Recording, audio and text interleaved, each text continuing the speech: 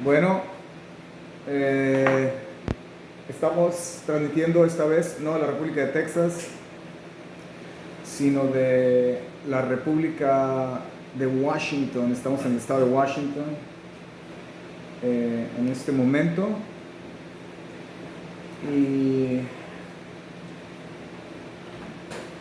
vamos a dar lugar a nuestra porción semanal.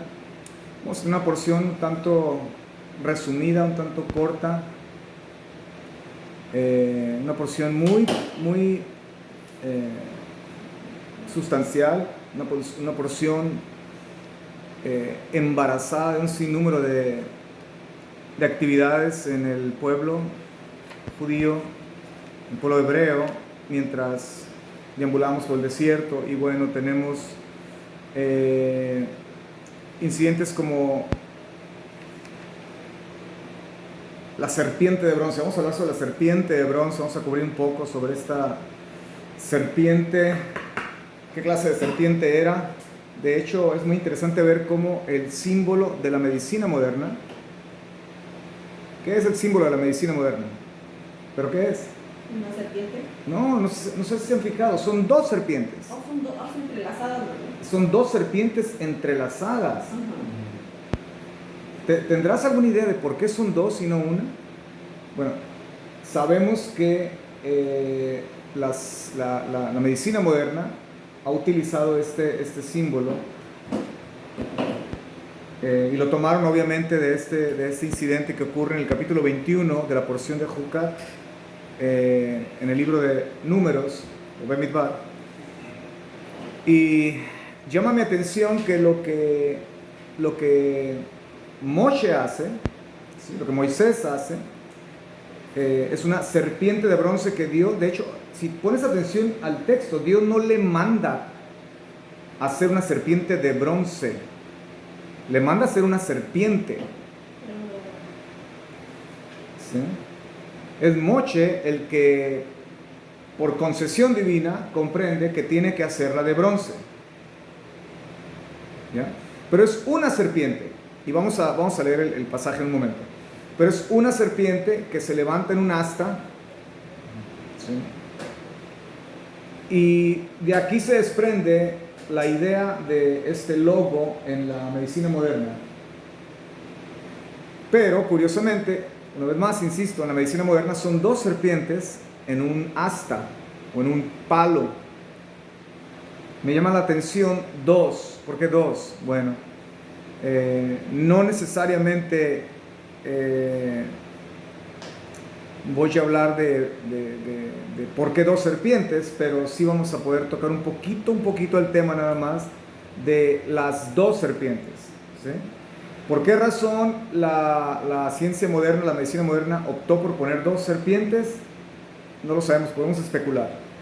Pero lo cierto es que Moshe levanta una, pero en el incidente hay dos serpientes. No sé si se han fijado en el libro de Números. ¿Sí? Hay dos. Una representada por las serpientes que muerden, ¿sí? Y otra representada por la serpiente que Moshe hace. Las serpientes que muerden son las que se arrastran, las que están en la tierra, ¿sí? Las que matan. La serpiente que sana no es de la tierra, está en las alturas, es del cielo. ¿Ya? Entonces vemos dos tipos de serpientes. Interesantemente, el mismo elemento que es usado para castigo es el mismo elemento que es usado para salud, para sanidad.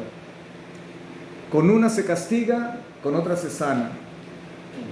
¿Sí? Interesante. Entonces, ¿y por qué razón Dios envía serpientes? Bueno, cuando leemos el pasaje, el pueblo comienza otra vez lo mismo. Ahí está Merced, la necedad de Merced, la necedad de Beni, la necedad del maestro Mer, la necedad de Marcos. ¿Sí? La necedad de David, la necedad de Gloria, ahí está nuestra necedad. Sí, otra vez, nos impacientamos. Eso es parte de nuestra naturaleza humana.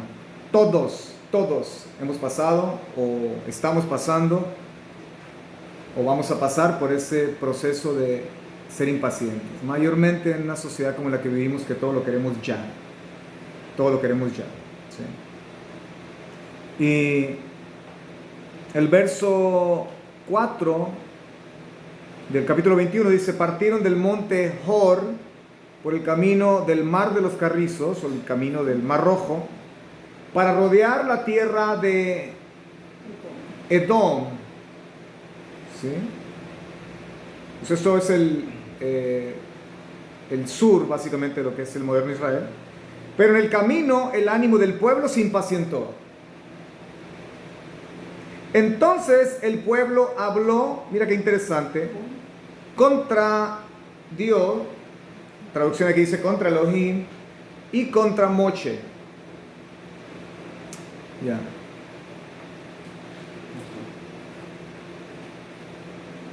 Interesante, ¿no? O sea, no es solamente una falta de respeto a Dios, pero una falta de respeto al que representa a Dios mismo, ¿sí? Al hombre de Dios. ¿Por qué nos habéis sacado de Egipto para morir en el desierto? Lo mismo, es la misma canción, vaya. ¿Sí? El mismo asunto, la misma queja. ¿Por qué me habéis sacado de Egipto para morir en el desierto? Pues que no hay alimento ni agua, y nuestra alma detesta este pan bueno para nada. Mira qué interesante. De hecho, esta expresión, haklokel en el hebreo, que es básicamente significa bueno para nada, good for nothing, decimos en inglés, ¿sí? Esa expresión bueno para nada es la única vez que aparece en todo el texto sagrado, en toda la Biblia. Nunca vuelve a aparecer haklokel, bueno para nada. Sí, la provisión divina. ¿Ya? Una vez más, la esencia o parte de la esencia de nuestra miseria en nuestras vidas es por ingratitud. Todo radica en la ingratitud. Por eso la ingratitud es la base y el fundamento de una vida con significado. Lee Romanos 1. Dice que porque fuimos ingratos, no le dimos gracias a Dios, nos envanecimos en nuestros propios razonamientos y confesando ser sabios nos hicimos necios, cambiando la gloria de Dios por la mentira. ¿Sí? Adorando y dándole culto al hombre, el cual es hecho la imagen de Dios, después a serpientes, conejos, piojitos. ¿Qué no hicimos? ¿Sí? Y después, más adelante, en el capítulo 1 de Romanos, dice: y debido a esta ingratitud, Dios los empujó a una mente reprobada para que hagan cosas que no convienen. ¿Sí? Y empezaron a hacer cosas detestables al punto de entregar hombres con hombres su cuerpo y mujeres con mujeres, perversión sexual. Entonces, si te fijas, todo viene desde la ingratitud. La base de la idolatría, la base de la perversión sexual, la base del secuestro, la base del mentir, la base del tomar ventaja de otros, la base de todo pecado es la ingratitud. ¿Y quién nos ha encontrado ahí, no?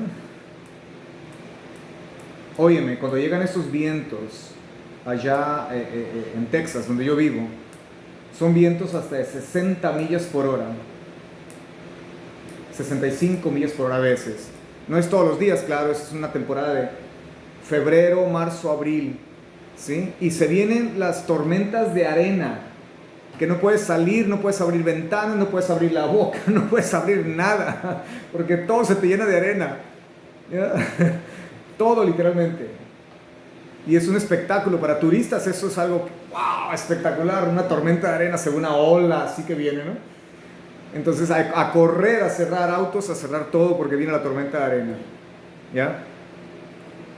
Entonces, hola mamá. Entonces, pues yo estoy ocupado en el rancho y necesito salir. Y lo primero que sale por mi boca, o que ha salido por mi boca, es, "Oh, esto es una miseria, este polvo, esta tierra", y empieza uno a... ¿ya? Y de repente llega mi esposa y es la que me hace recapacitar.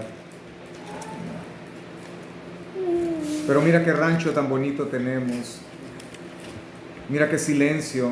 No vivimos en la ciudad, no vivimos rodeados por crimen, no vivimos, ¿me entiendes?, en el trajín del correr, del tráfico, de todo ese tipo de cosas, ¿no? Entonces vivimos en un lugar tranquilo donde los venados, los antílopes y tanta cosa bella, ¿no?, que pasan por ahí, el café en la mañana o el amanecer. Oh, es una cosa bella, bella. El simple hecho de tener silencio, ¿sí?, es una cosa hermosa, ¿no? Tú sabes de lo que hablo. Y de repente llegan esos vientos y mi esposa me hace razonar y yo trato de ocultar, pero lo cierto es que muchas veces el clima, ¿sí?, aquí es el frío, la nieve, aquí en esta área del país, ¿no? ¿Y qué produce todo esto? ¿Qué produce esta queja? Miseria. Produce miseria. ¿Por qué? Porque nos pone en un estado mental de estrés, un estado inclusive depresivo muchas veces. Y mira que este año ha sido impresionante ahí en el área donde yo vivo, en el condado de Haskell, en Texas, porque este año no han sido 3 meses de vientos, ¿sí? Lleva para 7 meses. Y yo le digo a mi esposa, espérate, 3 meses está bien, no me quejo, pero 7 meses. ¿Sí? Ahora no es todos los días, claro, no es todos los días, no es una vez por semana, a veces una vez cada 15 días, a veces es 4 días corridos, a veces es muy impredecible.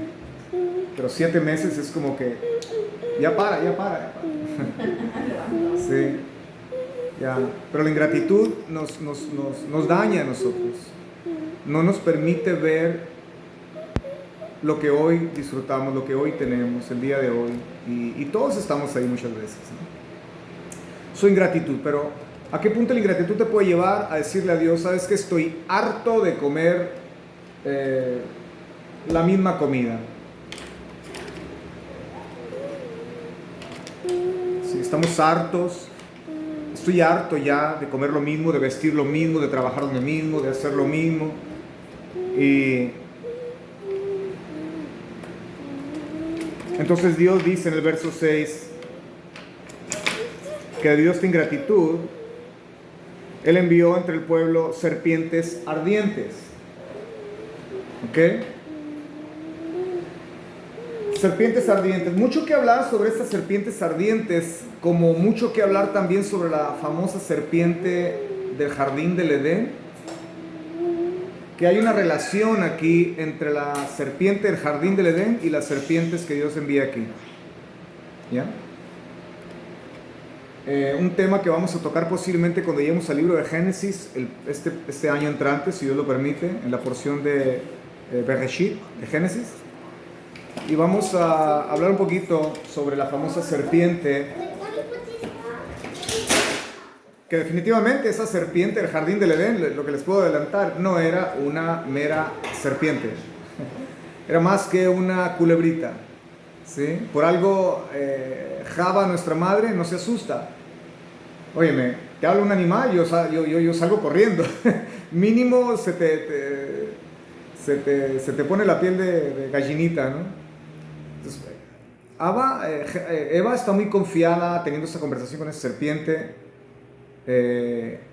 y partiendo de ahí, hay algo que me incomoda, y cuando leo en el hebreo me doy cuenta que esta culebra no era una simple serpiente, no era un animalito, pues. Mayormente cuando Dios le dice, cuando Hashem le dice, ahora te vas a arrastrar y vas a comer polvo de la tierra, ¿cómo le va a decir algo que la serpiente ya hace? La serpiente ya se arrastra, la serpiente ya está a su pecho sobre la tierra. por más que quieran algunos decirnos la hipótesis de que no, la serpiente andaba parada y fue castigada, le quitaron las patas y ahora se arrastra. Es lo que nos han dicho. Pero en el hebreo no dice que ni andaba parada y tampoco es muy explícito si era realmente una serpiente, es decir, un animal. ¿Ok? Bueno, debido a lo que la tradición nos ha inculcado, lo que hemos escuchado, los videos que se ven, películas, revistas, se ha difundido y se ha propagado la idea de que era una serpiente, un animal, ¿no? Entonces aquí tenemos también algo similar. ¿Serían estas serpientes también? ¿Serían animales o hay algo más que podemos nosotros encontrar en el texto? Porque en el verso 6, donde dice: entonces Dios envió entre el pueblo serpientes ardientes que mordían al pueblo y murió mucha gente de Israel. Capítulo 21, verso 6. ¿Okay? Cuando leemos en el hebreo el texto,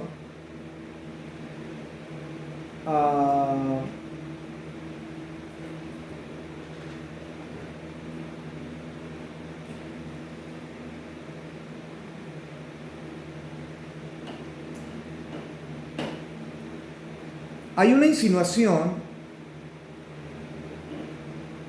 que aparentemente en la simple lectura, aún del hebreo, puede parecer muy ambigua, o sea que se puede interpretar de varias formas.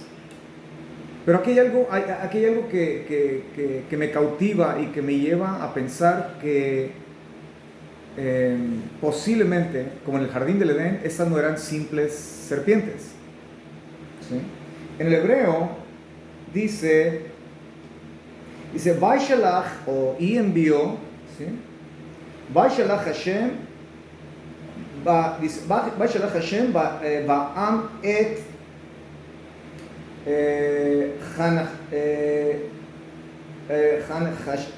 Hanhashim, y luego la palabra que sigue es muy interesante y dice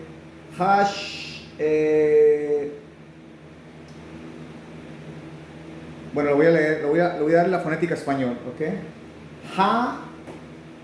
Serafim. Serafim es el plural de Seraf, ¿sí? La palabra previa a esta Serafim, ¿ustedes se les hace familiar la palabra Serafim? ¿Qué es un Serafim? Óyeme, Serafim eran tres seres. Eran tres seres, de hecho son tres seres que han estado desde que fueron creados por Hashem, por Dios mismo. Y es la visión que tiene Isaías en el capítulo 6, donde dice que él ve en esta visión, ve el trono de Dios y ve a tres seres y dice son Seraf o Serafim en plural, y que ellos tienen seis alas, con dos cubren sus pies, con dos cubren sus rostros, no pueden ver la presencia divina, aún ellos, ¿sí? Y con dos se mantienen, ¿sí? Son tres, y dicen Kadosh, Kadosh, Kadosh, santo, santo, santo. Dice que simultáneamente repiten esa expresión, dice por siempre están diciendo lo mismo. Libro de Revelación.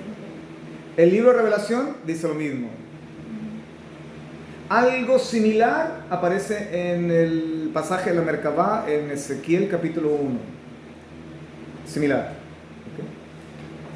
¿Okay? Entonces tenemos aquí esas dos palabritas que acabo de leer. Hanhashim. Si ves, aquí está la palabra Hanhashim, Nahashim, Nahash, serpiente, que es la palabra que se emplea en el libro de Génesis para referirse a la serpiente, capítulo 3, Nahash. ¿Sí? Sí, Hanahashim, Hasrafim. Estas dos palabras son las que fueron traducidas al español como serpientes ardientes. Serpientes, aquí es la palabra Nahashim, y ardientes es la palabra serafín, porque seraf quiere decir fuego o algo caliente. De hecho, el texto sagrado dice que estos seres que Dios creó son llamas de fuego, ¿sí? Son seres con un fuego que no es un fuego meramente humano. ¿Qué es el fuego? El fuego es energía. Interesante. Entonces dice que nos quemaron. Ajá. Entonces aquí hay un juego de palabras, porque también cuando continúas leyendo, dice,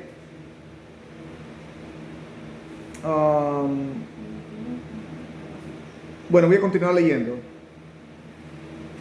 Verso 7, y el pueblo fue a Moche y dijeron, hemos pecado por cuanto hablamos contra Hashem y contra ti.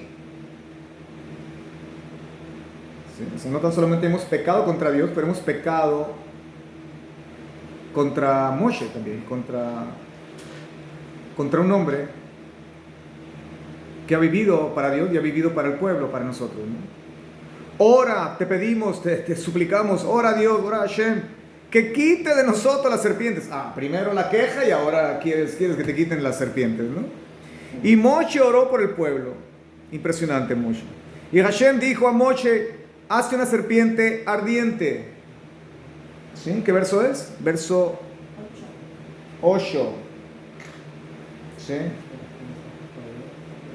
Interesantemente, aquí la expresión hazte una serpiente ardiente, aquí no va la palabra saraf, que quiere decir ardiento o fuego, serafín, ¿sí? Plural. Aquí usa el juego de palabras, dice hazte una nahash nahoshet. O sea, lo traduces así en una forma convencional, hace una serpiente serpentina, hace una serpiente serpentuosa, pero la idea es, Nahoshet habla de algo que es caliente también, algo que inclusive que brilla, ¿sí?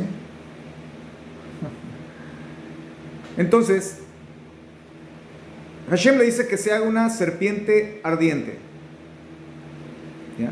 Y el verso 9 dice, y Moshe hizo una serpiente de bronce. ¿De dónde saca Moshe que tiene que ser de bronce?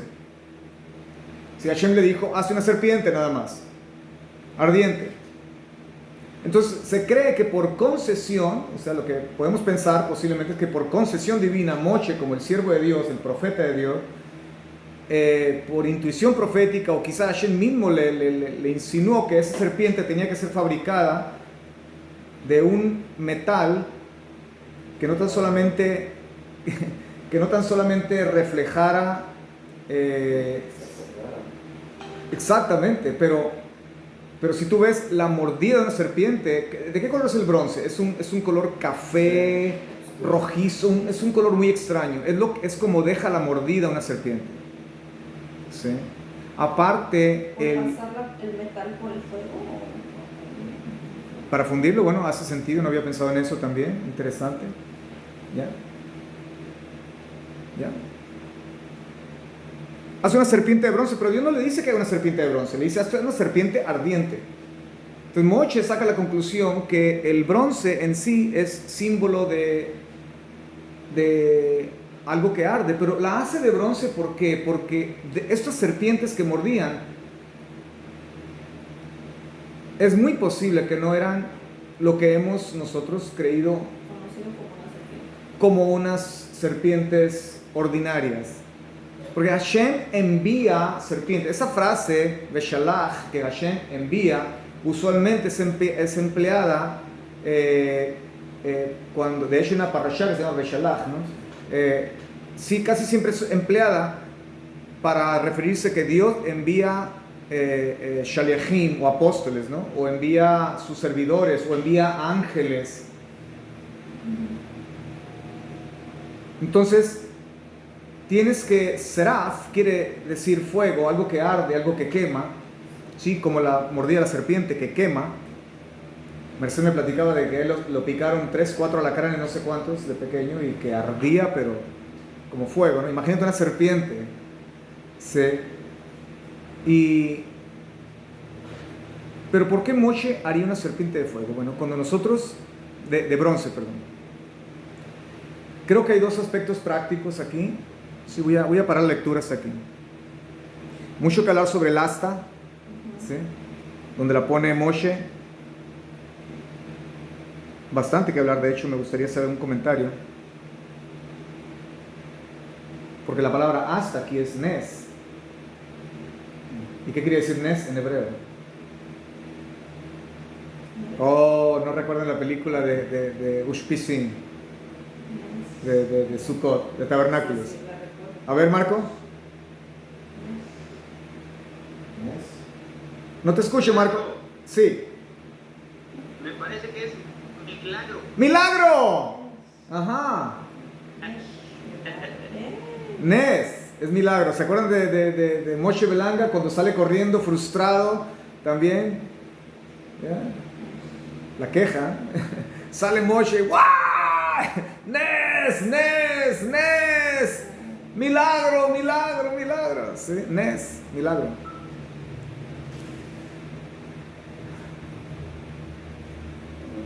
Mira qué interesante, porque ¿quién cita este pasaje en el registro de Yohanan, de Juan, capítulo 3, verso 14?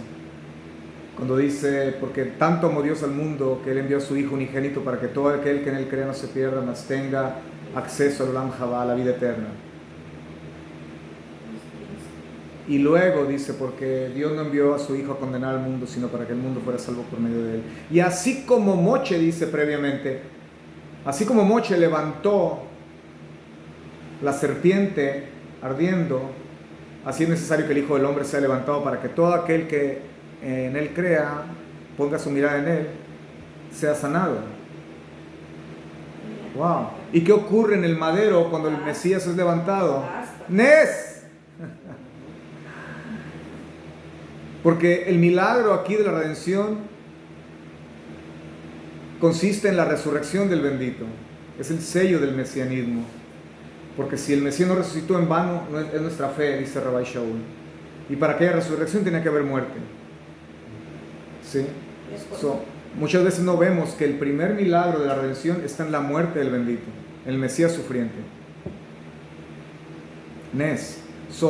El milagro empieza de nuestra redención cuando esta serpiente divina, llamémosle, en una forma de analogía, claro, ¿sí? El Mesías sufriente, Yeshua el bendito, es levantado en el madero. Nes. Por eso Yeshua cita este pasaje. ¿Ya? Interesante, ¿eh?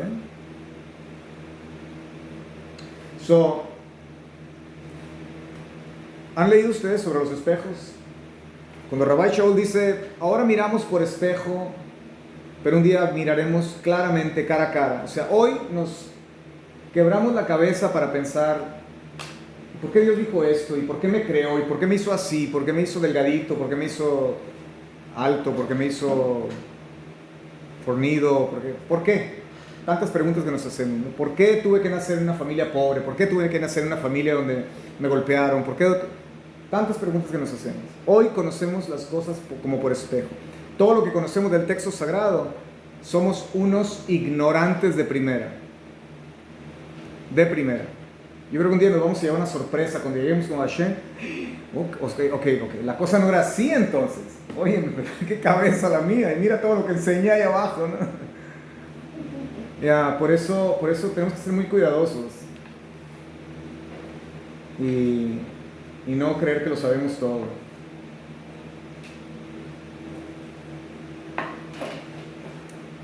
Por eso lo mejor es procurar no conocer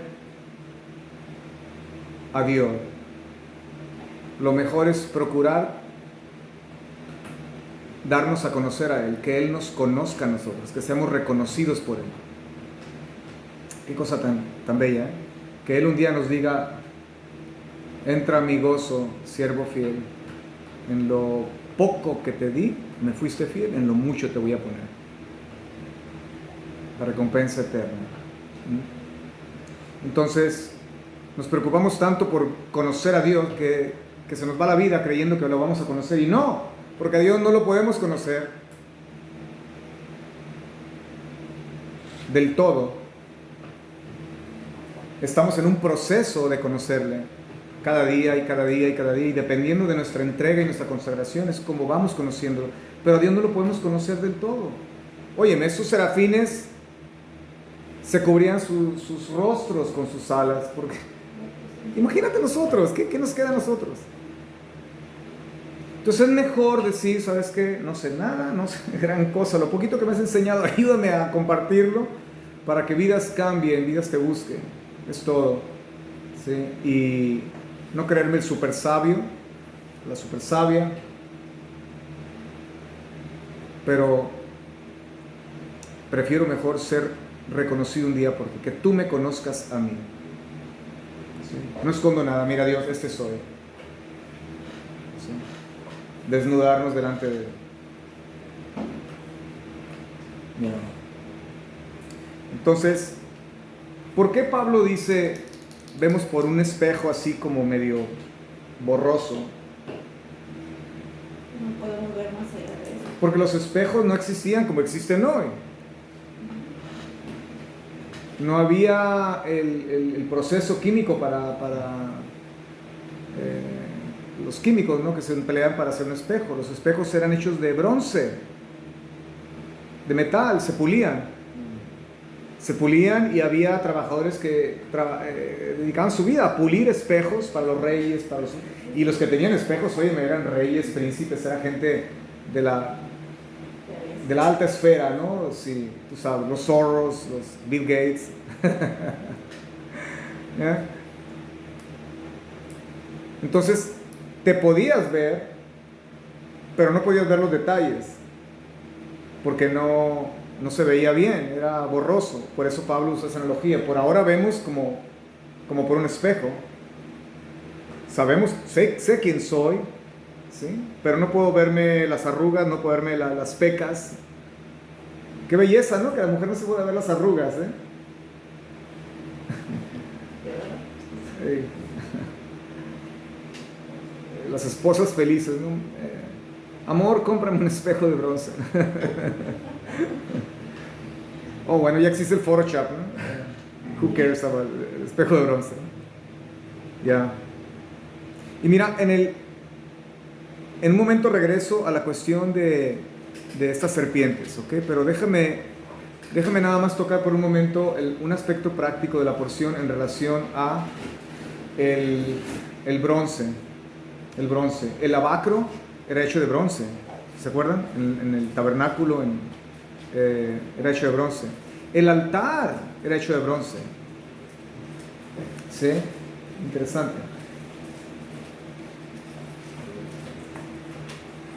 Mucho del tabernáculo hecho de bronce.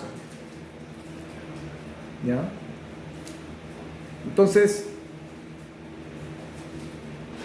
el proceso para hacer un espejo en la antigüedad era triple, ¿no? Primero venía la fundición del metal, después había que martillarlo, y eso duele, hay que martillarlo, y después había que pulirlo. Es un proceso triple, ¿no?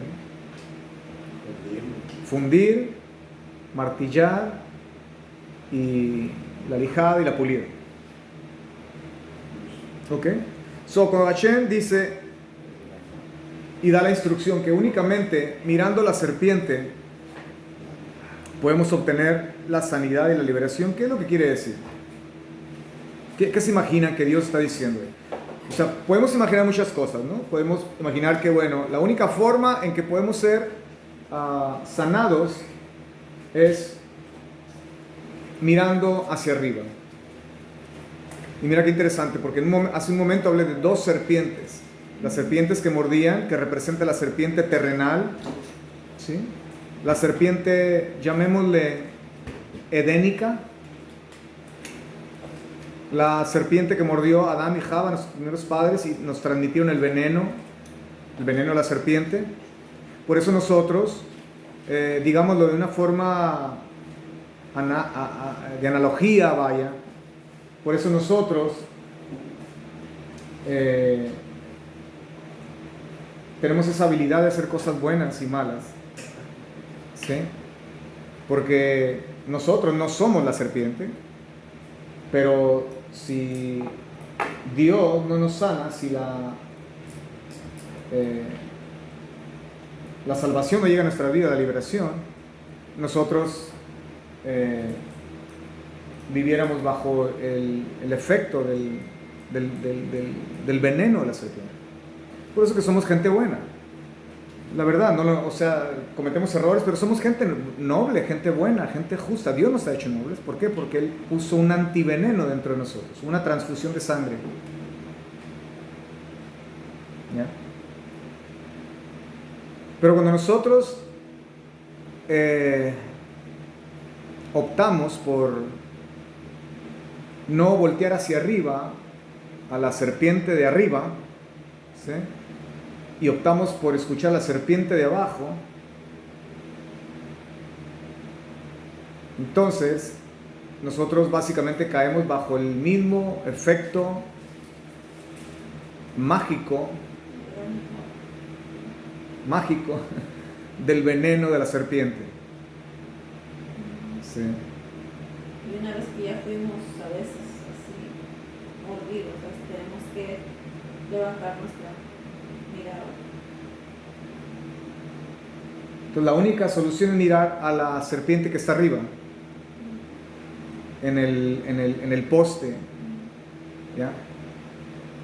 Y por medio de mirar a esa serpiente miramos hacia arriba. A través de la serpiente, de la mirada hacia arriba, llega el remedio, llega la solución, llega el antídoto, el anticuerpo, el antiveneno. Esto quedó como un símbolo para que no se olvide. Yo soy el camino, la verdad y la vida, y nadie viene al Padre si no es por mí. O sea, al mirar hacia arriba, hacia ese poste, estamos mirando más allá del poste. Esa serpiente era el medio para que nosotros levantáramos la cabeza y dejáramos de mirar hacia abajo a la serpiente de la tierra, la ideología de la serpiente terrenal. Y mira qué interesante, porque la serpiente, al nosotros mirarla, la serpiente producía un reflejo como el espejo. ¿Te puedes dar cuenta de eso? O sea, yo estoy en el desierto y me mordió la serpiente terrenal. ¿Ok? La Saraf, me muerde. Entonces yo volteo hacia arriba y al ver a la serpiente no solamente alzo mi mirada al cielo, ¿sí? Que es una expresión de clamor, de pedir ayuda a Dios, pero a la vez me estoy viendo que yo estoy siendo reflejado en esa serpiente. O sea, básicamente cuando Dios dice, ve a la serpiente, básicamente lo que está diciendo, lo que te está ocurriendo y ese veneno y todo lo que te está ocurriendo en tu vida y esa miseria que ha llegado a tu vida, ¿sí? No es otra cosa más que un reflejo de la serpiente que llevas adentro. Has caído otra vez bajo el spelling, decimos en inglés, ¿cómo se dice? El hechizo de la serpiente terrenal. Y aquí te va este reflejo para que veas quién es el culpable. El culpable es vos, eres tú. No le eches la culpa a la serpiente que te mordió. Eres tú el culpable. Tú has retenido ese veneno. Y este espejo, esta serpiente, te está solamente reflejando la verdad de todo tu problema. El problema está en ti. Tienes que encarar el problema, no tienes que huir del problema. Situaciones así, muchas veces nosotros lo que hacemos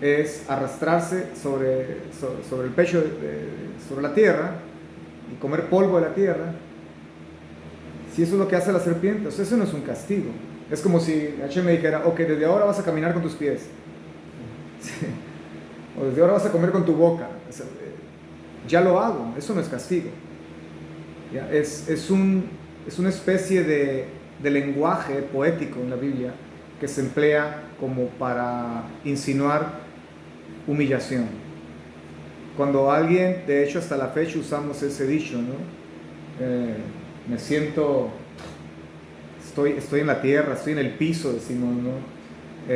Y tú lo ves en toda la Biblia y es una seña de humillar o de humillarse o de humildad, el arrojarse al suelo. De hecho, la raíz de la palabra orar, palal, ¿ok? Orar, que tiene que ver con la idea de aventarse al suelo en señal de humillación. Me humillo ante Dios. Entonces, cuando Dios le dice a la serpiente, vas a arrastrarte ahora, es básicamente una sentencia de humillación. ¿Ya?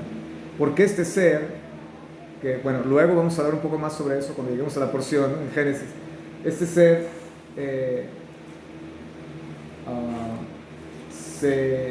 su orgullo se levantó y su poder era tal que pensó que podía de alguna forma, bueno, y logró mucho, ¿no?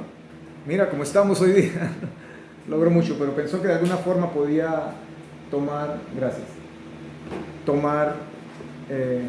el control absoluto de todo, y en cierta parte lo tomó temporal.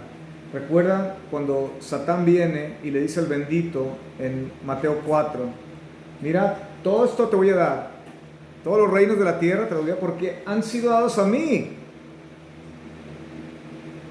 ¿Quién se los dio? ¿Hashem? Adán. Nuestros padres se dieron eso. O sea, Él nos los quitó. Nosotros cambiamos de mentoría espiritual, vaya. Le dijimos a Hashem, ya no te quiero como padre, ahora quiero a este como padre, ¿no? Le cedimos a Él toda la autoridad. Por eso el último Adán, el bendito, es el que despoja a Satán, ¿sí?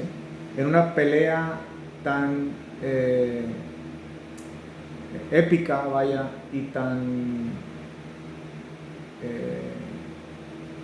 similar a lo que ocurre en el jardín del Edén. Ve las mismas estrategias de Satán. Si ves todo esto, te daré la vista. Dice el texto sagrado en Génesis que la mujer Eva vio que el fruto era delicioso a sus ojos, ¿sí? O sea, la misma trampa sucia de Satán no cambia. El mismo método.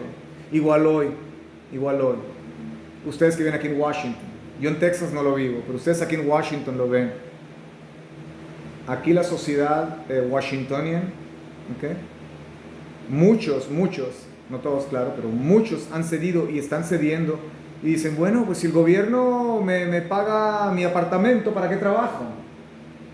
¿Sí? Si el gobierno me da mi marihuana al mes o mi shot de heroína al mes, óyeme, ¿para qué?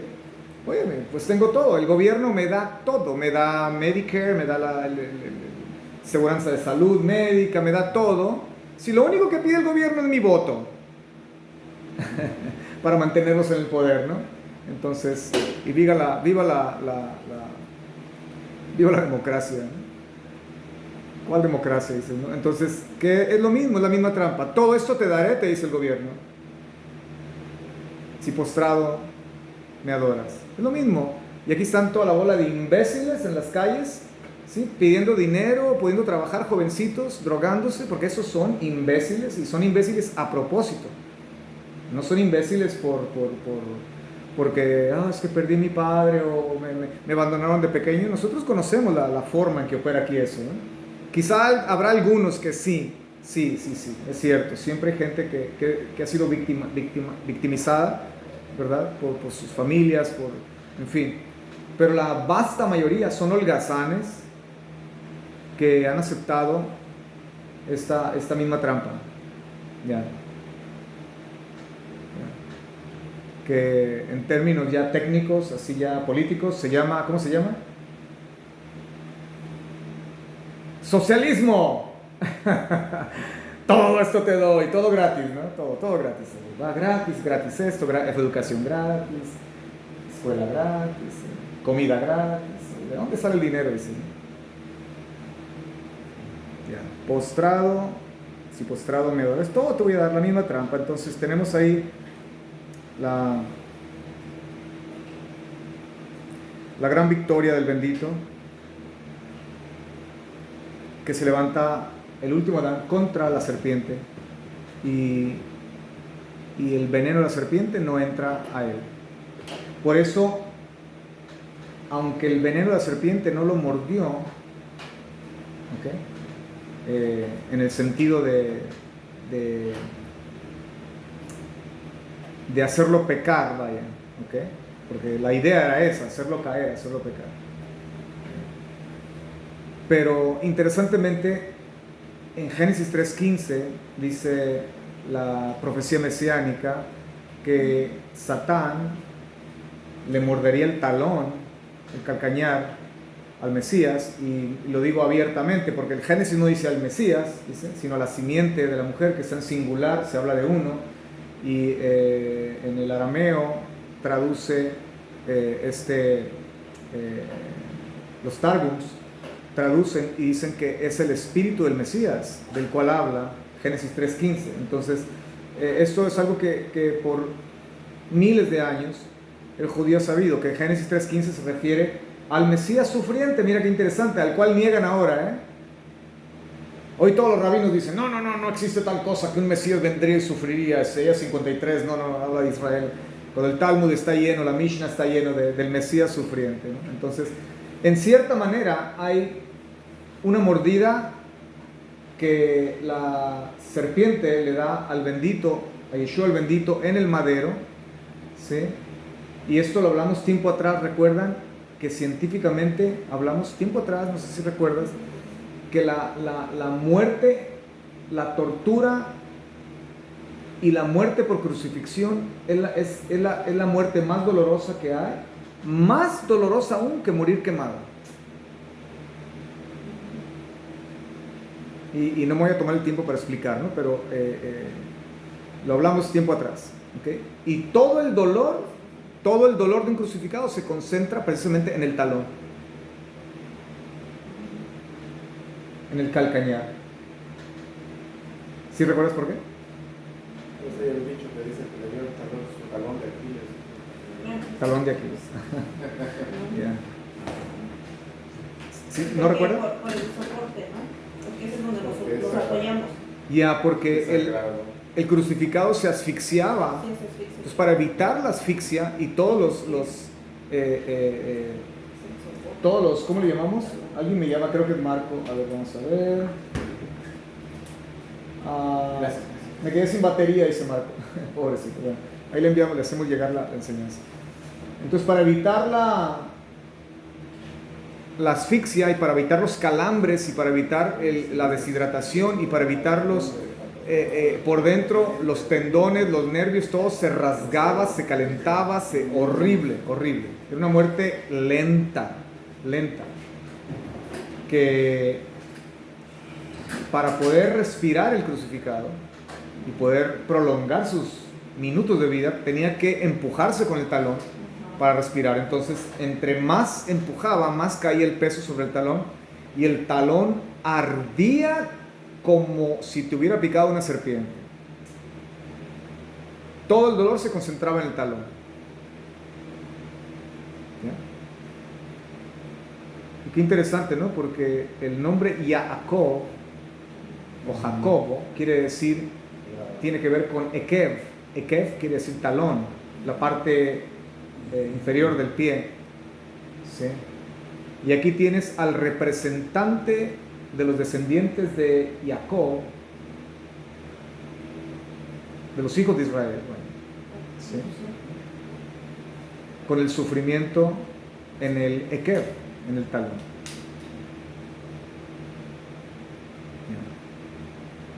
Entonces, Yeshua el bendito de alguna forma obtiene, llamémosle de esa manera, ¿okay? Parte del plan a manera en sentido figurado, vaya, obtiene el antiveneno. Por eso cuando hablamos de la sangre del Mesías, la única que nos limpia de todo pecado. Mira qué interesante, no es el estudio de la Torah. No es ni siquiera guardar los mandamientos. Guardar los mandamientos viene como un resultado de que la sangre, el antiveneno, fue transferido a nosotros. Solamente el antiveneno que se generó por ese esperma divino que fue puesto en el vientre de Miriam, ¿sí? La simiente divina, ¿sí? Ese antiveneno se une al poder divino de la persona del Mesías y es lo único que nos puede imputar a nosotros la justicia divina, que nos puede sanar, que nos puede liberar, de ese veneno, del veneno mortal de la serpiente. Solo una transfusión nos salva. Y tiene que tener el antiveneno, porque cuando una persona es mordida por una serpiente, crea ese antiveneno. ¿Sí saben eso?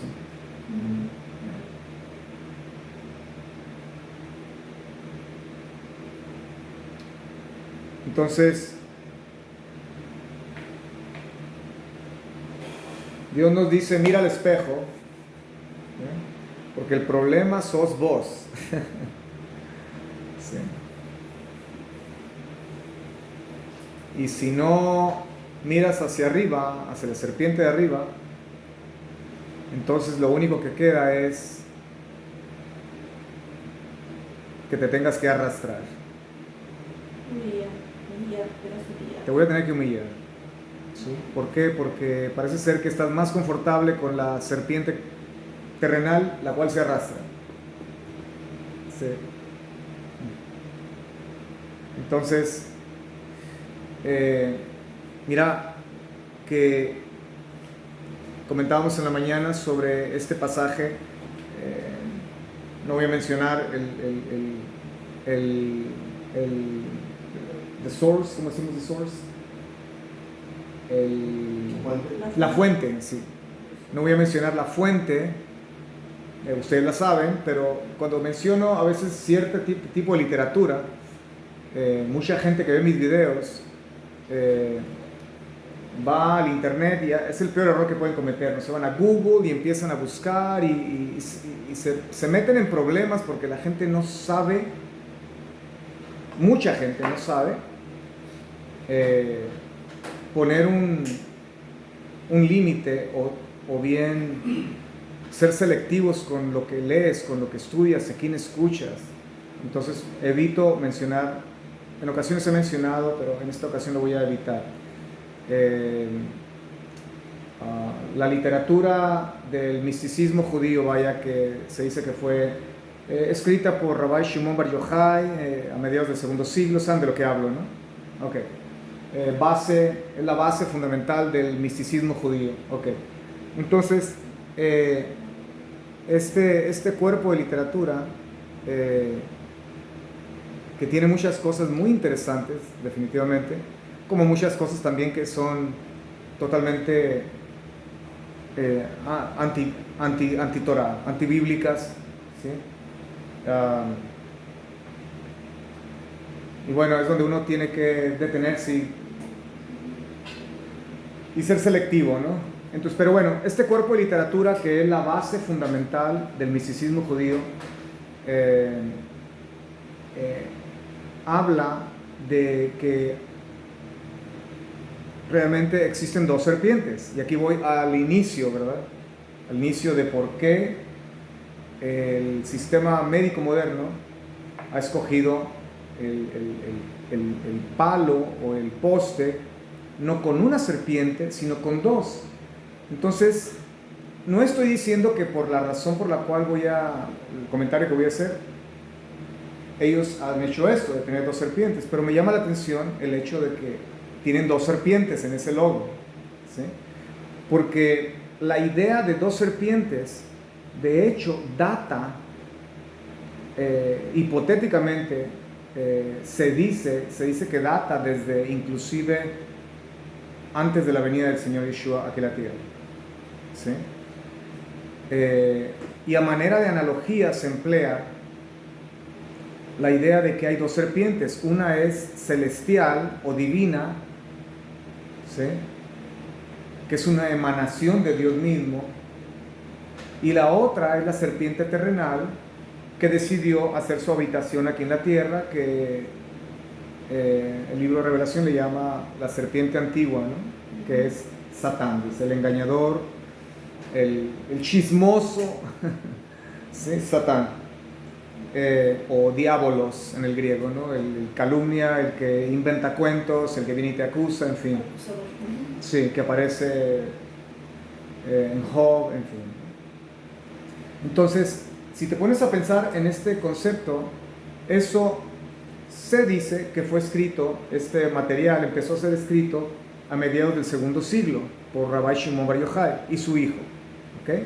Supuestamente fue una revelación que recibió del profeta Eliyahu, pues después de todo Elías no ha muerto, entonces todavía Elías puede ser un conducto de revelación divina, etc., ¿no? Okay. Ahora, al decir esto, yo no estoy diciendo que todo eso está en la Biblia y que yo necesariamente acepto todo esto, ¿okay? Simplemente lo menciono porque, bueno, es parte de la tradición judía, ¿sí?, y más que de la tradición. Entonces, y hay que ser cuidadosos con esto, porque de hecho Rabbi Shaul, Pablo nos previene varias veces que tengamos cuidado de las fábulas judaicas. De hecho dice, en Judas habla en Timoteo, que no caigamos en fábulas, y mucho de eso es, hay cuestiones que se han filtrado a través de la tradición judía, que gente las cree como si fuera la pura verdad, y no. Son tradiciones nada más. Si hay tradiciones que se han filtrado dentro de nuestra fe y son bonitas, son buenas, nos levantan la fe, nos acercan más a Hashem, no ofenden a Dios, no ofenden el contexto de la escritura, ¿me explico? Entonces yo creo que no hay por qué desecharlas, ¿sí? De hecho, en los evangelios aparecen ciertas cosas que Yeshua el bendito hace que no están en la Torá, que eran tradición y costumbres. Hay varias cosas que él hace y no por eso las desechó, pero él desechó todo aquello que era tradición y costumbre, que era anti-Torá, anti-profetas, anti-escritura, ¿sí? Entonces alguien viene a ti y te dice, no escuches la música clásica de qué, por ejemplo, de Chopin, o ¿me entiendes?, o de Beethoven, ¿por qué no? No es, es que no es música bíblica. Espérate, ¿y dónde has abierto la Biblia y te la has puesto en el oído? ¿Cuál es la música bíblica, no? Hay letras bíblicas, hay cantos bíblicos, los salmos, Moshe, Miriam, en fin, Shiur Hashirim, el cantar de los cantares. Hay un montón de cantos, pero ¿cuál es la melodía? No la oyes. Entonces, la música clásica es bella, enriquece el alma, te levanta el alma. De hecho, Chopin se dice que es bueno que los niños los escuchen cuando estudian. Yo era lo que le ponía a Jaya, a mi hija mayor, a Gigi, cuando estaban pequeños para estudiar. ¿Ya? Entonces, pero es que no está en la Biblia. Entonces hay cosas que no porque no están en la Biblia son malas, no porque no están, uno los va a desechar. ¿Sí me explico? No hables por celular porque el celular no está en la Biblia, ¿no? Extremos, ¿sí? Sentido común, ¿no? Entonces, a ver, ¿dónde nos quedamos? Las dos serpientes, ok. Shimon Bar Yochai, Rabbi Shimon Bar Yochai, mira, ya ves, iba a ser una pequeña cápsula y ya tenemos 1 hora. ¿Sabes qué? Vamos a hacerlo más corto. Este tema tenemos que hablarlo. en unas 5 o 6 partes. Sí, en fin, estamos tocando apenas un poquito aquí, un poquito acá, ¿no? Y Rabbi Shimon Bar Yochai dice que hay 2 serpientes. Una es celestial, dice, y la otra es terrenal. Y luego nos dice y explica que la celestial es básicamente una proyección o un tipo, un símbolo del Mesías. Y la terrenal es tipo de Satán. Entonces, ahora cuando leemos nosotros Yohanan o Juan, déjame ir ahí rápido, capítulo 3. ¿Trajiste tu Nuevo Testamento judío? Sí. ¿Sí? ¿Me puedes buscar ahí Juan 3? Yo lo traigo aquí, pero para redimir tiempo.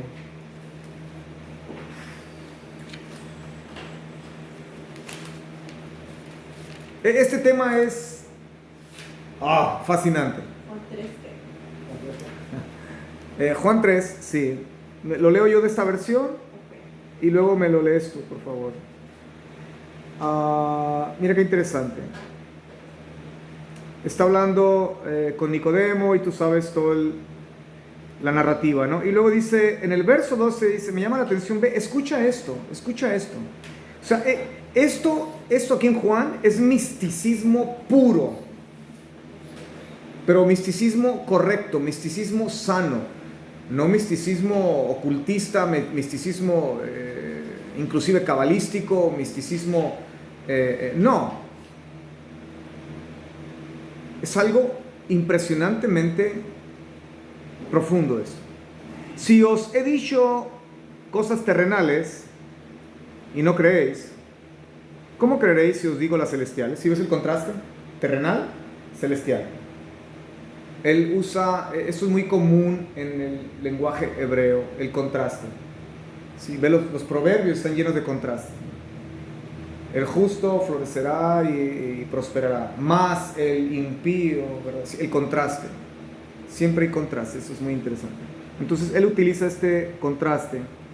Y después, verso 13 dice, porque nadie subió al cielo, ¿sí?, sino el que descendió del cielo, el Hijo del Hombre. Ahora, pon atención, porque el Hijo del Hombre, en la fe cristiana, por ejemplo, con nuestros hermanos bellos cristianos, ellos hablan, la teología cristiana se enseña que el título Hijo de Hombres es para referirse a la naturaleza humana del Mesías, porque hace sentido, Hijo del Hombre, ¿no? Y que el título Hijo de Dios se refiere a la naturaleza divina del Mesías, porque obviamente la lógica occidental me dice que Dios, divino, hombre, humano.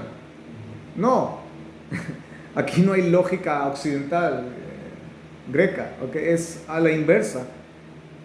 Hijo de hombre, el título Hijo de Hombre se refiere a la naturaleza divina del Mesías, es al revés. Y el título Hijo de Dios se refiere a la naturaleza humana del Mesías, del Rey Mesías. Cuando tú ves al profeta Daniel diciendo, he aquí yo veía y uno venía en las nubes, sobre la nube, la Shekinah, parado sobre una nube y ascendía, dice, y ascendía y llegaba hasta el anciano de días y le fue dado dominio, poder eterno. Sí, esa es la ascensión del Mesías. ¿Recuerdan en el libro de los Hechos? ¿A quién ven? Este hombre que ven ascender en la nube, así lo verá descender, ¿no? Sí, es la ascensión. Daniel, el profeta Daniel, vio la ascensión del bendito. Ascendía, dice, no dice que descendía, ascendía. Él descendió al mundo a través de un vientre, no en una nube, pero ascendió en una nube. ¿Ya? Interesantemente viene en la nube otra vez. La misma nube, ya es clásica, ¿no? Porque ya no es una nube último modelo, es bien clásica, sí, sí. Y vaya que la han mantenido, ¿no? Y veía yo a quién, al Hijo del Hombre, dice, no dice el Hijo de Dios. El título Hijo del Hombre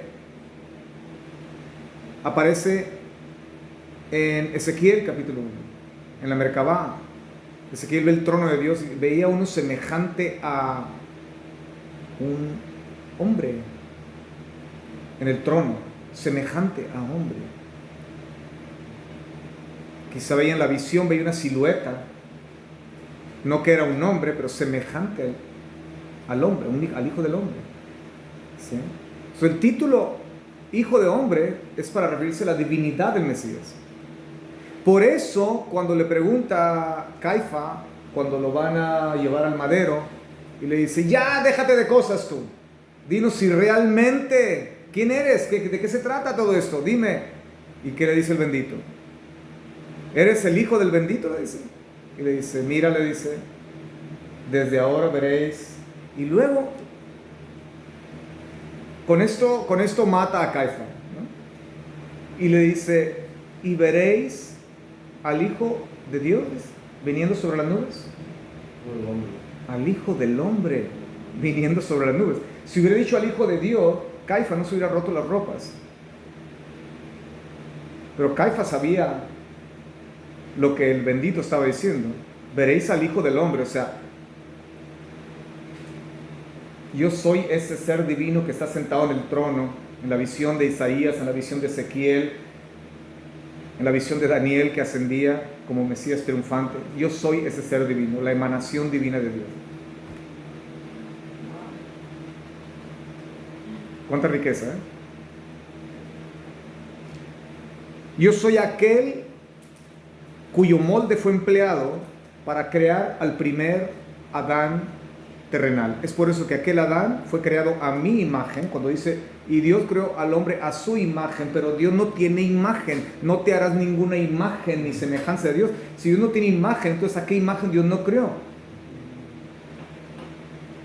Y aquí entra el concepto del famoso Tzimtzum en el judaísmo, que dice que aquel ser que se presentaba a los profetas, la membra divina, la palabra de Dios, ¿sí? Cuando los profetas, hay pasajes bien interesantes, esto también lo estudiamos tiempo atrás, en los Targums, en la traducción de Onkelos, que es una traducción que por miles de años ha sido aceptada.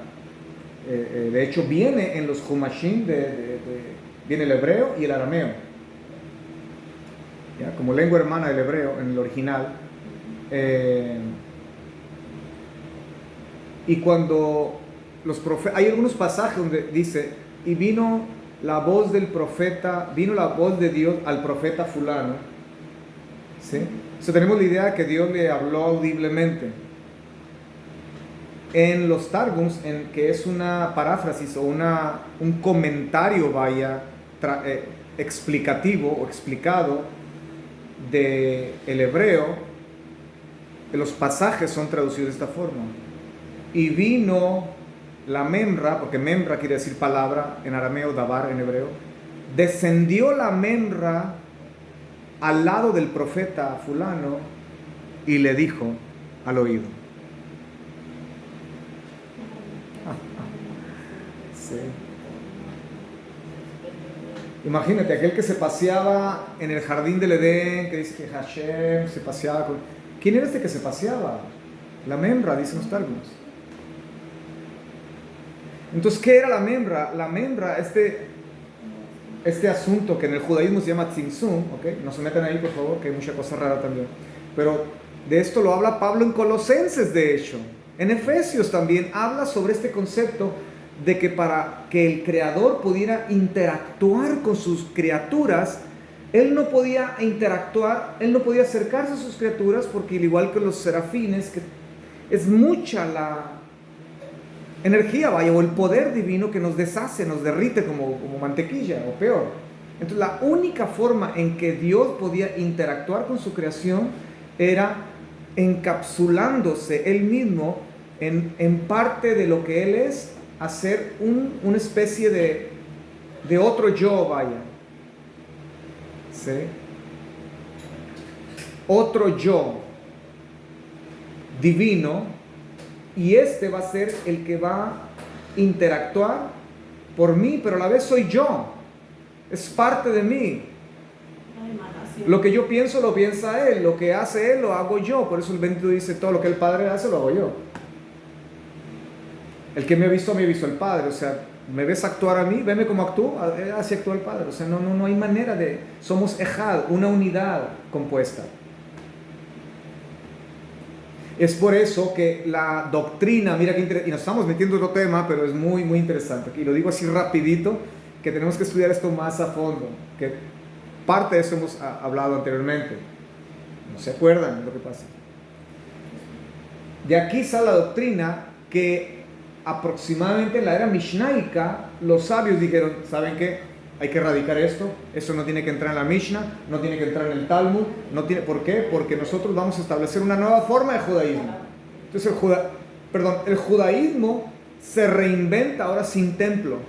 No hay templo, hay que reinventar el judaísmo. ¿Por qué? Porque todos los judíos son esparcidos por el mundo, más de 200 plus mandamientos circulan en torno al templo, no hay manera de aplicar esos mandamientos, se nos va a perder el judío en el mundo, va a ser asimilado por las culturas, las naciones. Entonces tenemos que crear inventar o reinventar un judaísmo portátil para que vaya a todas las naciones. Y eso es el judaísmo moderno, mishnaico y talmúdico. Entonces dijeron, hay que eliminar todo lo que suene muy churchy, muy mesiánico, muy cristiano, porque ya para solamente el primer siglo había aproximadamente, en la historia judía se nos dice, más de 1 millón de judíos que creían en Yeshua el bendito. Para cuando el libro de Apocalipsis o Revelación es escrito, había 1 millón. Si consideras que en Israel en ese tiempo, cuando la destrucción del templo, había aproximadamente, se cree en Israel, unos 5 o 6 millones. Estamos hablando casi de una quinta parte de la población de Israel eran creyentes en Yeshua el bendito para finales del primer siglo. Entonces no conviene esto, ellos están creciendo mucho, dan la vida por este individuo que dicen que murió por sus pecados, y, ¿me entiendes? ¿Qué hacemos? Hay que eliminar una doctrina. Y esto lo digo con vergüenza, con pena. Se canceló no sé por qué razón, aunque ya no hay nadie, no importa. Se paró. 40 minutos me dio. No te preocupes, ya no hay nadie. No había nadie, Marcos se salió. Ya casi concluimos. ¿Cuál fue la doctrina o la enseñanza que eliminó? Bueno, eliminaron varias. ¿Sí? Esta era la enseñanza del segundo templo y previo al segundo templo. Y yo sé que me estoy yendo por otro lado, pero bueno, es una clase informal, ¿no? Hashem Gadol, Hashem Katan. Hashem Hagadol, Hashem Hakatan. Hashem el grande, Hashem el pequeño. ¿Sí habían escuchado eso? Gloria, eso lo habíamos platicado años atrás. Quizás no estuviesen en esas clases. La idea del judaísmo del segundo siglo, que entre comillas no era judaísmo, era judaísmos, porque había diferentes formas de comprender al Mesías que vendría, ¿sí? Pero la fuente más fuerte y la secta más fuerte, que era partidaria inclusive de muchos de los esenios y de los fariseos también, de varias sectas farisaicas, que no era una, eran muchas, existía la idea de que existía un Dios, un solo Dios, pero dos. O sea, tenemos posteriormente la idea de un solo Dios en tres, ¿no? Que se dice que el cristianismo lo inventó, que no fue el cristianismo, fue Rabbi Shimon Bar Yochai el que nos dijo que es 3 en 1 también. Increíble. Ok, lo voy a decir, el Zohar. El Zohar dice que la deidad consiste en 3 personas, pero es un solo Dios. Increíble. Y hoy el judío ortodoxo enseña Zohar, pero niegan esta parte.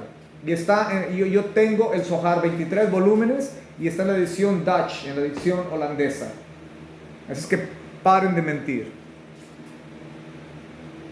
Increíble. Entonces esto de la triunidad, o que Dios 3 en 1, o 2 en 1, o whatever, no es invención católica ni pagana. Es judaísmo ortodoxo puro que se tuvo que eliminar porque suena muy mesiánico, suena muy cristiano. Y ahí andan todos los mesiánicos y los supuestos raíces hebreas. La Trinidad fue inventada por el cristianismo, fue pagano. El que destapó toda la caja de Pandora fue Rabbi Shimon Bar Yochai, solamente un siglo después de la muerte y resurrección del bendito, el año 150 aproximadamente. 130, no, antes del 150, perdón, porque el 135 Jerusalén fue destruida totalmente otra vez por el emperador Adriano. ¿Ya? Entonces, Hashem el grande, Hashem el chico. No quiere decir que hay dos dioses. Una vez más, el concepto se habla de el Tzimtzum, que Dios mismo es Hashem el pequeño, Hashem Hakatán, y pequeño no porque es menor en substancia o en esencia, sino en función. En función. Por eso cuando hablamos de que hay Dios es el Hijo de Dios, vaya, descendió a la tierra, ¿sí? Y decimos, bueno, ¿por qué no, cuando se habla del Padre, por qué no fue el Padre el que vino? Porque en esencia es lo mismo, pero la función es distinta, la operación es distinta.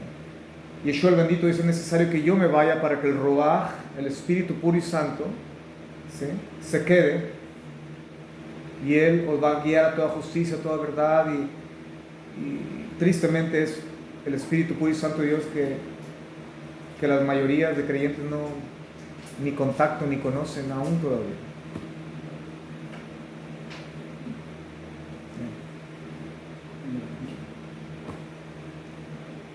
Entonces, este asunto del Tzimtzum es algo, aunque el nombre es más nuevo y tiene que ver más con el misticismo moderno, ¿sí?, pero el concepto existía desde el segundo siglo, el segundo templo en el primer siglo. ¿Sí? Entonces, los que dijeron los sabios de la Mishnah, en tiempos mishnaicos, segundo o tercer siglo, hay que eliminar esto. Cuando era lo que creían, o sea, imagínate qué es lo que más atesoras de tu fe, qué es lo que más crees y atesoras de tu fe. Bueno, por motivos de que ese grupo está creciendo más y como creen en algo que es casi lo mismo, voy a dejar de creer en esto y voy a enseñarles a mis hijos que eso es mentira y que eso es paganismo. Fue lo que hicieron. Y eso está en nuestra historia judía y se niega, se cubre, se tapa y es vergonzoso. ¿Ya? Entonces, cuando Yeshua el bendito dice, y como Moshe levantó la serpiente, mira qué interesante, en el desierto,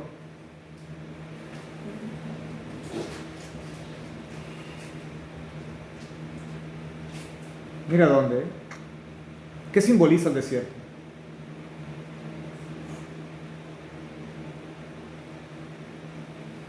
Yo desde que vivo en el desierto de Texas, he aprendido a agacharme un poco más, o sea, usando un término más correcto, he aprendido a ser un poquito más humilde, un poquito nada más. ¿Por qué? Porque en el desierto, una vez más, hablando de los vientos, eres impotente ahí. Si ahí se va el agua, estás acabado. ¿Sí? Si ahí hay una martial law, que el gobierno decide militarizar todo, fronteras, y decide cerrar calles, yo no tengo para dónde correr porque todo es montaña y todo es desierto. Camino 3 millas, por más agua que me lleve, se evapora y ahí muero. El desierto es símbolo de no posesiones. No poseemos nada realmente. No nos damos cuenta de eso. A mis 60 años me estoy dando cuenta. Y el desierto es símbolo de muerte. ¿Ya? Muy pocas cosas que yo he plantado han crecido. Es símbolo de muerte. No hay posesión. O sea, te quiebra el desierto. Te hace pedazos. Es por eso que Hashem a todos los profetas no los mandó aquí a Portland, Oregon, a Seattle, Washington, Arkansas, ¿verdad? A los Ozarks, allá. Mira qué interesante. Ve a todos los individuos estos que se dicen hoy profetas. ¿Ya? este profeta, un ruso que dice que es el Cristo, ¿verdad? Y tú lo buscas en YouTube y profeta ruso que se cree el Mesías, no sé. Tú lo ves al hombre, óyeme, vive, pero qué cosa tan bella. Todo es montaña, pino, ríos, lagos. Oh, qué precio, ¿no? Sí, sus manitas han de estar como nalguitas de bebé, ¿verdad? Nalgas de bebé, sí, así, sí. Lindo, chapeteado, rojito, ¿no? Ya. Ve a todos esos supuestos profetas. ¿Cuándo los ves tú viviendo viviendo allá entre las dunas, entre los coyotes y entre... Ahora, yo no me fui ahí porque estoy diciendo que yo soy profeta. No quiero decir eso. No confundo. Me fui ahí porque, bueno, fue el lugar que escogimos para comprar esa tierra y vivir ahí. Económico. ¿Ya? Y hay una belleza que el desierto tiene, es innegable también. ¿Ya? Pero el desierto, por eso Dios manda a todo el mundo al desierto. Porque el desierto te quiebra, el desierto te hace entender que no posees nada. Todo lo que construyo de madera yo en Texas, ahí en esa parte de Texas, que no todo es Texas, es desierto, ¿no? La mitad es verde y la mitad es desierto. Pero todo lo que construyo de madera, si es cerco, todo lo tengo que aceitar con aceite quemado de motor. Voy con un amigo que tiene un taller mecánico y él me da galones de... Todo lo tengo que... No sé si notaste eso ahora que estuviste. Porque todo lo pudre el sol. El techo no puedo poner shingles. Como las casas aquí que tienen shingles, ese cartón arenado. Olvídate, eso te lo come en 4 años y ya no tienes techo. Porque es hecho con el asfalto, ¿no? Te lo derrite, te lo destruye, no sirve. Lo único que funciona es techo de lámina. Hay que poner lámina. Sí. Todo destruye. Entonces el desierto te quiebra.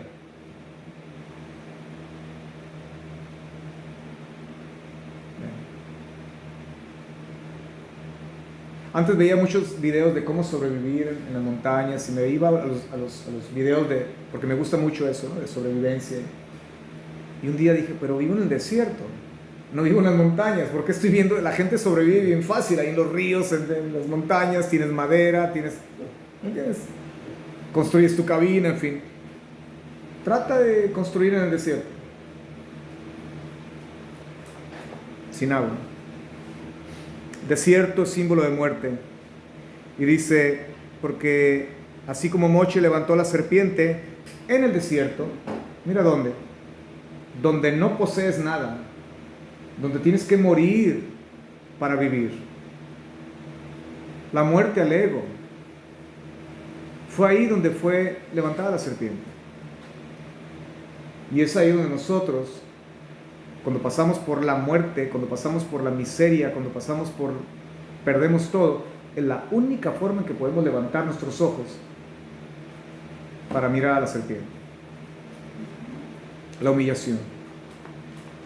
Así es necesario, mira qué interesante, no dice que el Hijo de Dios, que el Hijo del Hombre, otra vez,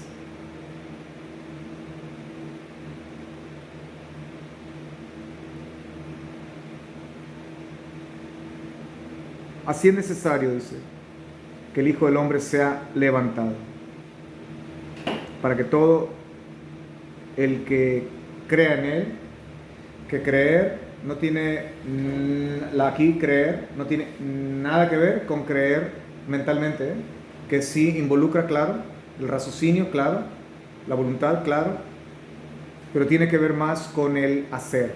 Creer aquí es hacer, o sea, vivir realmente lo que dices creer.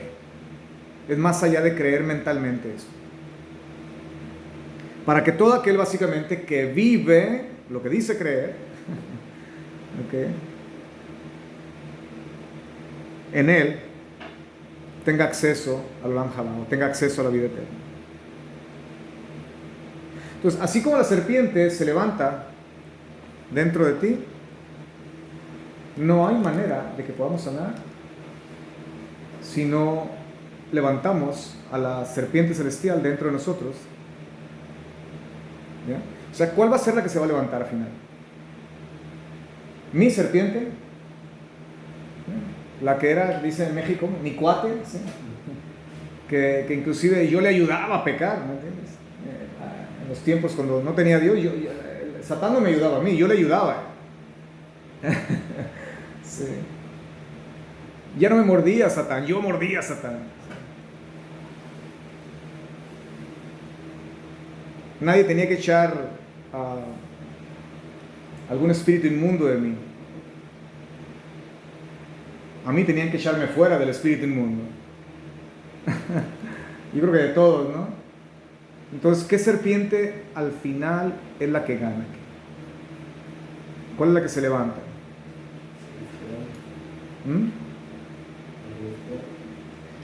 La celestial.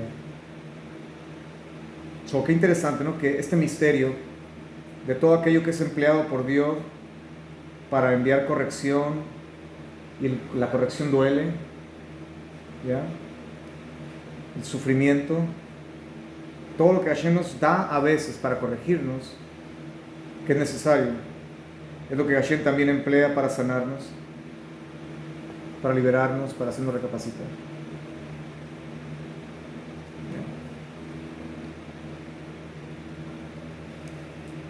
¿Saben que la palabra Nahash equivale a 358 en la Gamatria?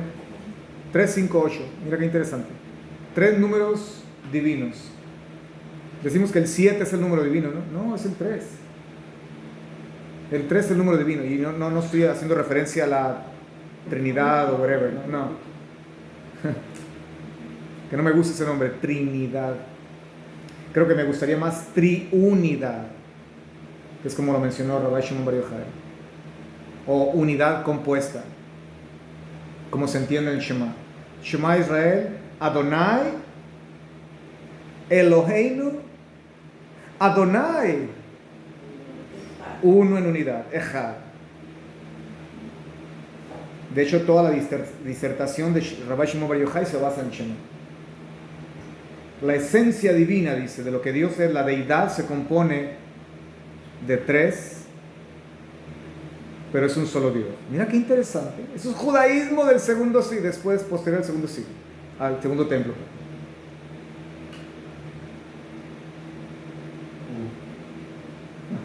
Y este judaísmo, Shimon Bar Yochai, desprende la idea de que esta creencia no es solamente a partir de que Dios le revela a él eso en el año 100, a mitad del segundo siglo aproximadamente, ¿okay?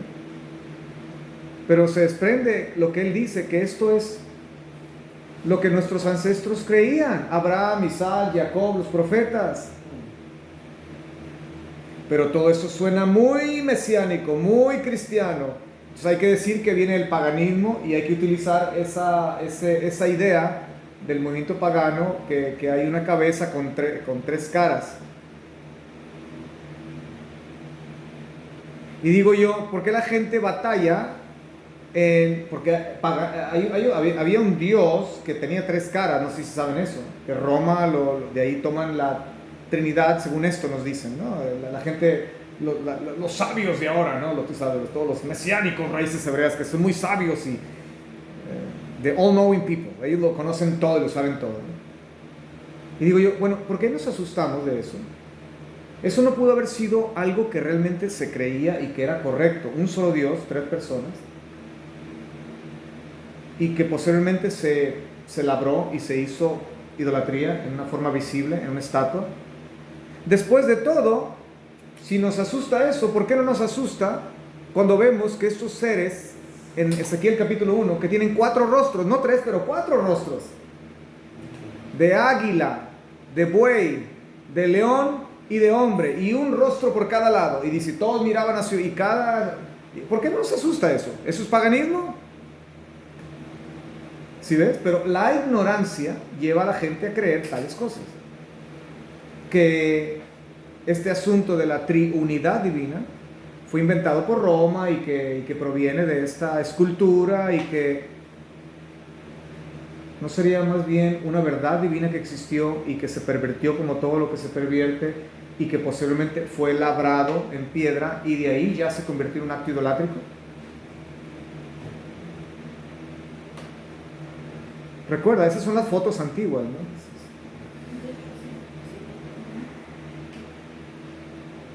Ya. Yo creo que voy a parar aquí. Voy a explicar nada más rapidito esto. Nahash, serpiente. Las personas, bueno, para las personas que no saben, el hebreo son números también, letras hebreas son números.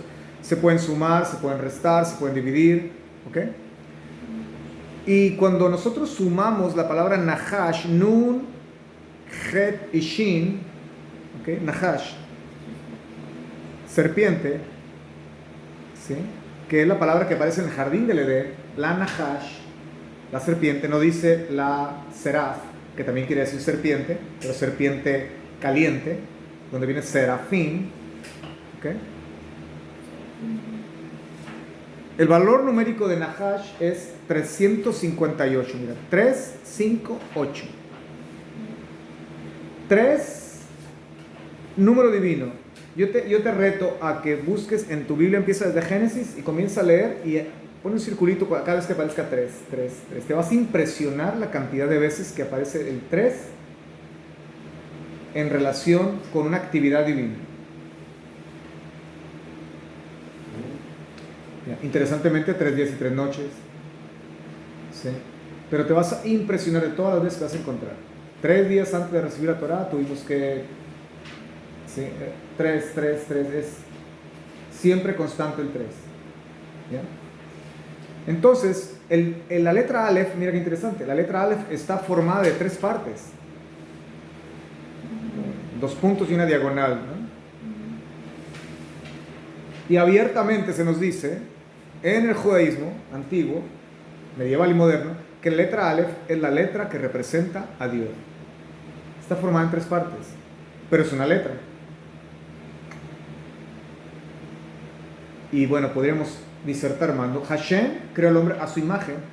La primera letra de la palabra Adam es la letra Aleph. Dios puso la imagen divina en el hombre.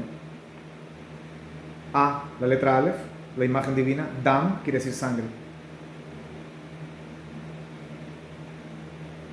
O sea, Dios se reprodujo, por decirlo de otra forma, en un ser limitado, pero el ser va a tener un cuerpo y para que funcione va a tener que tener sangre. Adam. Dam quiere decir sangre. O la raíz de la palabra sangre. 3, número divino. 5, ¿cuál es el 5 en el hebreo? Pensamiento hebreo, el 5 es el número de la Gesed, de la gracia. La Torah tiene 5 libros, fue dada por gracia.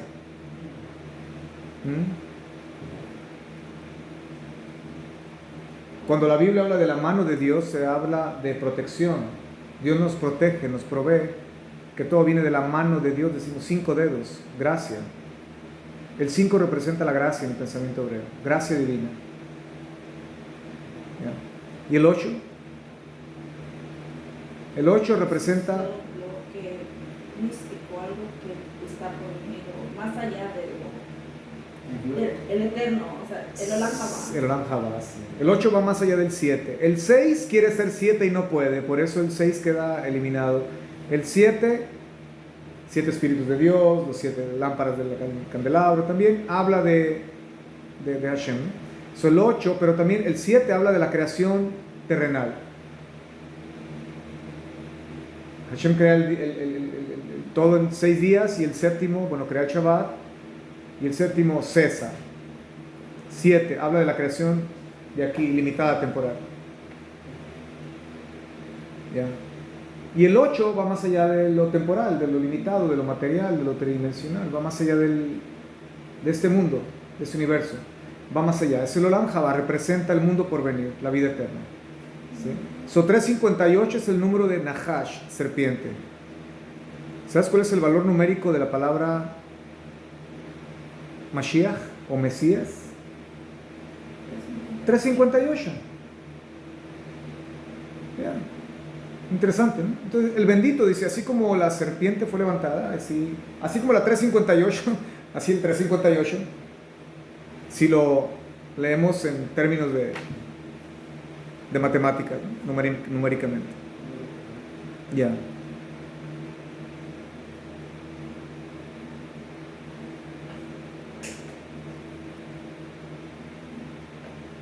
Atem haor ha'olam. Vosotros sois la luz del mundo. El bendito dijo, yo soy la luz del mundo.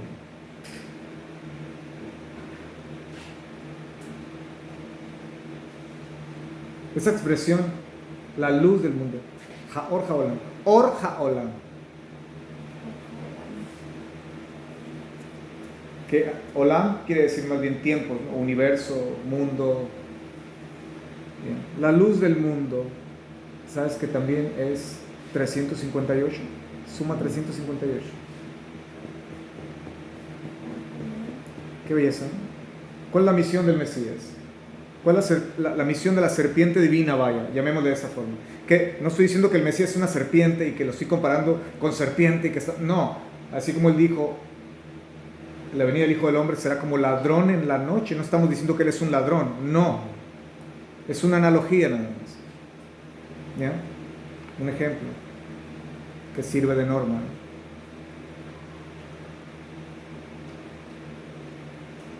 Y mira qué interesante, porque Shimon Bar Yochai, un siglo después, cuando él viene con esta idea de que hay una serpiente celestial y una serpiente terrenal, la celestial es el Mesías, la terrenal es Satán, el enemigo. ¿Ya?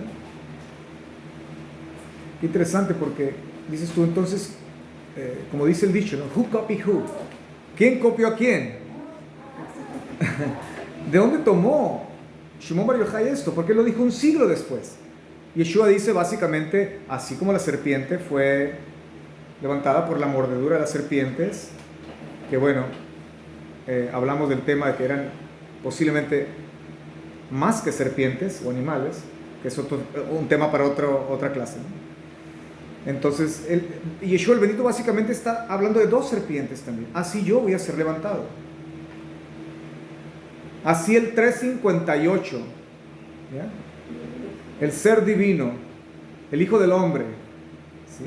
Que por gracia vino a hacer lo que vino a hacer por nosotros, vencer a la serpiente antigua para tomar la posición del último Adán y regresarnos al ideal del jardín del Edén, vaya, ¿sí? Él es el único, su antiveneno es lo único que nos lleva al 8, al Lamjaba. Es lo único que nos hace a nosotros ser luz del mundo. Orja Olam.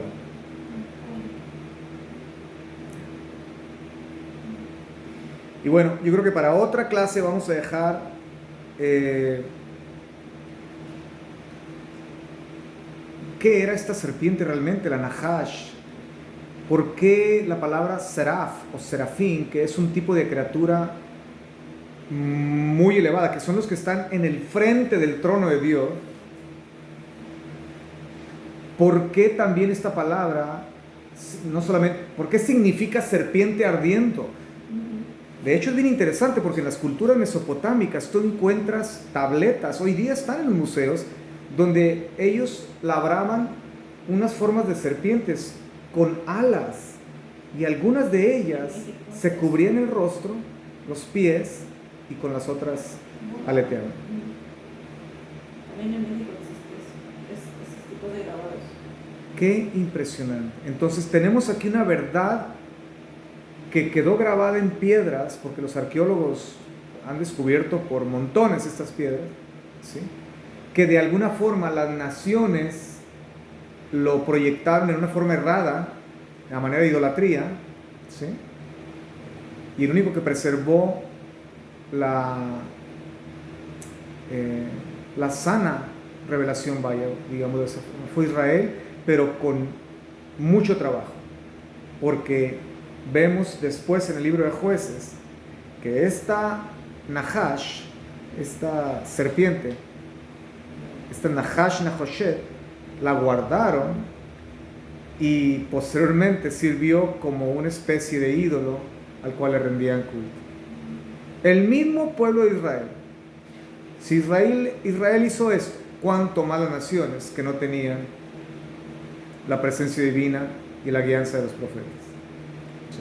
Entonces cuando alguien venga y le diga, ya ves, eso de la Biblia es paganismo, ¿quién copió a quién? ¿Quién copió a quién? ¿Sí?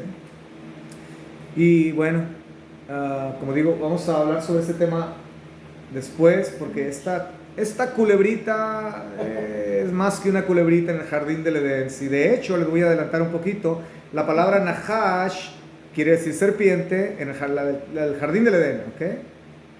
Pero la palabra Nahash también quiere decir una especie de ser divino, con D chica, creado, limitado, ¿sí? Y también quiere decir engañador, decepción. Oye, ¿no te suena muy familiar? Por algo, Juan en Apocalipsis, en Revelación, dice, Satán, la serpiente antigua. ¿Y cómo le llaman a Satán? El engañador, el calumniador. Todos sus títulos. Y mira qué interesante, porque también la palabra Nahash, ¿ok? Escucha, Nahash y Nahash. Las tres palabras que contienen las mismas consonantes, y recuerden, en el hebreo las consonantes son las que mandan, no las vocales. Es la misma palabra que significa el que brilla.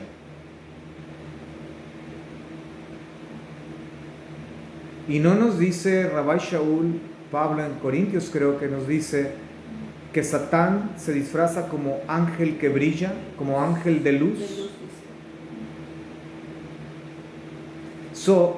Entonces, si junta los tres, serpiente, engañador, ser divino, con de chica, y el que brilla, que de hecho esta palabra, Nahash, la buscas en Números 21, verso 9, Deuteronomio 8, verso 9, Josué 6, verso 19,